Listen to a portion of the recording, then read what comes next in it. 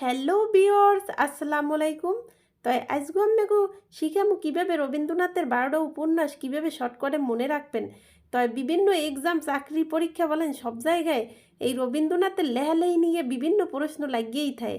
অনেক সময় আমরা মনে রাখতে পারি না। তাই কিভাবে আমরা সহজে 12টা উপন্যাস আমরা কিভাবে সহজে মনে রাখবো, তাই জটাপট দেরি না করে বরিশালে বাসায় একটা গল্পের মাধ্যমে আমরাগো মাঝে শেয়ার করবো। গোরা আর চতুরঙ্গ আসলে দুই বোন, তারা ঘরে বাইরে ছিল চাইর অধ্যায়। চাইর অধ্যায় কথার অর্থ হইলে যাইয়ে ঘরে বাইরে ছিল চারজন, তার গোরা আর চতুরঙ্গ তার মায়ের আব্বাই।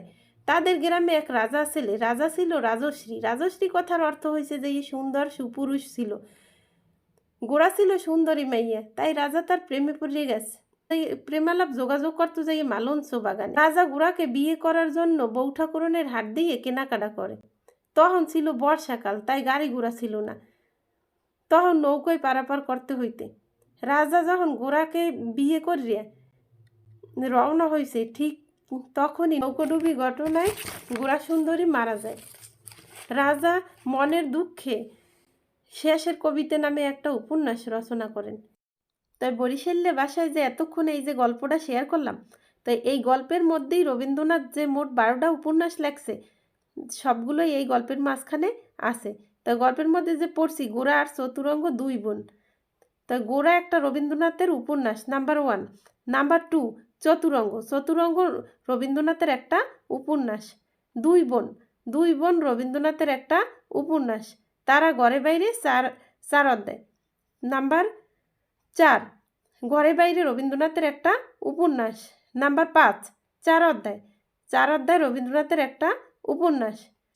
নাম্বার 6 চোখের বালি, চোখের বালি রবীন্দ্রনাথের একটা উপন্যাস। তাদের গ্রামে এক রাজা ছিল রাজশ্রী, রাজশ্রী রবীন্দ্রনাথের একটা উপন্যাস।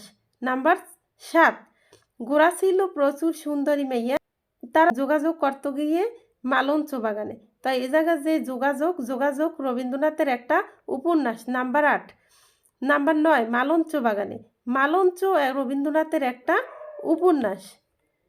বউ ঠাকুরনের হাট থেকে কেনাকাটা, তাইলে এইখানে যে বউ ঠাকুরনের হাট নাম্বার 9 এটাও রবীন্দ্রনাথের একটা উপন্যাস। নৌকাডুবি রবীন্দ্রনাথের একটা উপন্যাস। নৌকাডুবি ঘটনায় যে ঘোড়াসুন্দরী মারা যায়, সেই নৌকাডুবি রবীন্দ্রনাথের একটা উপন্যাস। শেষের কবিতা নামে রবীন্দ্রনাথ একটা কবিতা লেখেন। তাই এইখানে যে শেষের কবিতা রবীন্দ্রনাথের একটা উপন্যাস। তাই এই যে টোটাল গল্পটা বললাম, এই গল্পর মাঝখানেই রবীন্দ্রনাথের মোট 12টা উপন্যাস। তাই আপনাদের যদি এই বরিশালে ভাষায় রবীন্দ্রনাথের 12টা উপন্যাস মনে রাখার সটকল কৌশল যদি কারো ভালো লাগে থাকে, তাইলে লাইক কমেন্ট শেয়ার এবং অন্যরে দেখার সুযোগ করিয়ে দেন। নিত্য নতুন ভিডিও তৈরি করে আপনাদের এইভাবে খুব সহজে দেখাইতে পারি।